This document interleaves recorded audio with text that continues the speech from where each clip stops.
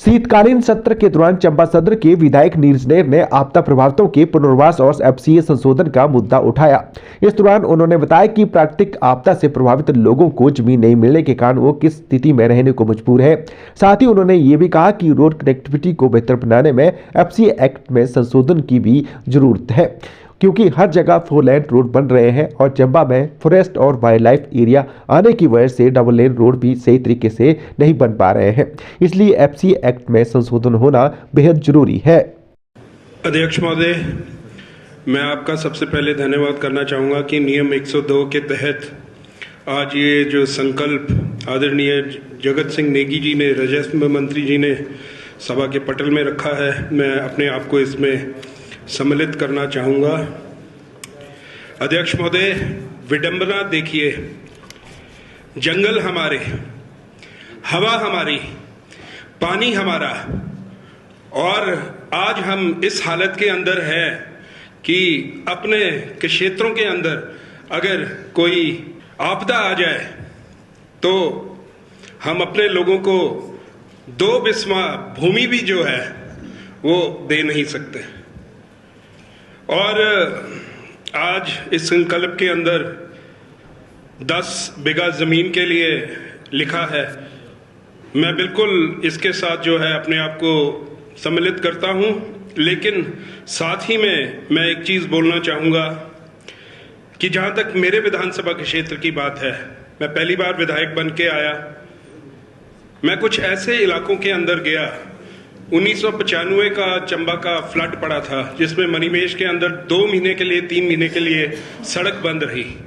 उस दौरान मेरे यहाँ 2-3 पंचायतों के अंदर लैंडस्लाइड्स आई, और आज तक वो जो लोग हैं जिनकी जमीनें गई, वो आज तक जो है उस स्लाइड एरिया के अंदर ही रहने को जो है मोहताज हैं, और घर के पैसे भी उन्होंने वहीं लगाए घर बनाने के लिए, और मेरे ख्याल 3 साल बाद दोबारा वहां से स्लाइड आती है और फिर वो खतरे के अंदर जो है वो जीते हैं, ना चैन से सो पाते हैं। तो कानून किसने बनाए हैं? कानून हम ही लोगों ने बनाए हैं, अपनी हसूलतों के लिए बनाए हैं।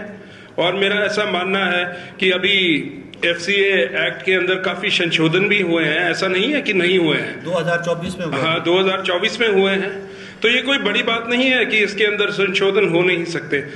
अध्यक्ष महोदय, आप हमारे डिस्ट्रिक्ट से आप हेड करते हैं, लीड करते हैं। हमारा जो नेशनल हाईवे है आज भी 2 लेन है। पूरे हिमाचल के अंदर हाईवेज अब 4 लेन बन रहे हैं, हमारा 2 लेन भी पूरा नहीं हुआ, क्योंकि वो जो कांदू से लेके आगे तक जो वाइल्ड लाइफ सेंचुरी आती है, जिससे अभी हमारे सदस्य एक और जगह की वाइल्ड लाइफ सेंचुरी के बारे में बात कर रहे थे, तो आज भी वो वाला हिस्सा जो है सड़क का वो चौड़ा नहीं हो पाया प्रॉपर्ली। जहां जहां पेड़ नहीं थे, सिर्फ वहां तक जो है कटान हुआ। तो ये एक बहुत बड़ी समस्या है। मैं अपने विधानसभा के क्षेत्र की बात करूं तो कई सेंट्रल गवर्नमेंट से कई स्कीम्स आई जिसके अंदर हमें पैसा मिल रहा था, और उन्होंने बोला कि भाई लैंड जो है हमें अवेलेबल करा के दो, और वो डिपार्टमेंट के नाम पे जमीन होनी चाहिए, सरकारी जमीन एफसीए के अंडर मतलब नहीं आनी चाहिए। तो हमारी कई स्कीम्स हैं ऐसे ही लैप्स होगी, हमारे पास पैसा ही नहीं आया। तो बहुत ऐसी दिक्कतें हैं। मैं ज़्यादा लंबा समय जो है मैं इस पे नहीं बोलना चाहूँगा, पर ये हमारे हिमाचल प्रदेश के लिए ये एक डेवलपमेंट के लिहाज से अगर मैं बात करूँ तो ये एक बहुत बड़ी हिंड्रेंस है जो एफसीए, और ऐसा नहीं है कि इसमें संशोधन नहीं हो सकता। मुझे लगता है अगर यहाँ से पूरी तैयारी करके केस को प्रॉपरली मूव किया जाए, और बुद्धिजीवी लोग पक्ष विपक्ष के दोनों साइड से अगर इसमें एक्टिवली पार्टिसिपेट करें, ये 10 बीघा कोई इतना बहुत बड़ा मुद्दा नहीं है। हाँ ठीक है, पहले ट्राई किया होगा, नहीं हुआ, लेकिन अब संशोधन हो रहे हैं, और अगर हम इसको ठीक ढंग से टेकअप करेंगे तो मुझे लगता है कि पूरे प्रदेश का जो है इसके अंदर बहुत जो है फायदा होगा। अभी मेरा रोहित ठाकुर जी मंत्री जी यहाँ बैठे हैं, मेरा Rajiv Gandhi day boarding school है, उसके लिए मैंने अपनी विधायक निधि से एफसीए के लिए मैंने 6 लाख रुपए जमा करवाए, और अब मुझे पता लगता है कि एफसीए का जो नियम है वो बोलता है कि 1.6 हेक्टेयर से ऊपर भूमि जो है वो दे ही नहीं सकते स्कूल के लिए। एफआरए में, एफसीए में दे ही नहीं सकते। और अब वो पेचीदा मसला हो गया, क्योंकि Rajiv Gandhi day boarding school के लिए कम से कम 25-30 बीघे ज़मीन जो है वो आवंटित करनी है। तो ऐसी ऐसी दिक्कतें जो हैं इस FCA एक्ट की वजह से आ रही हैं।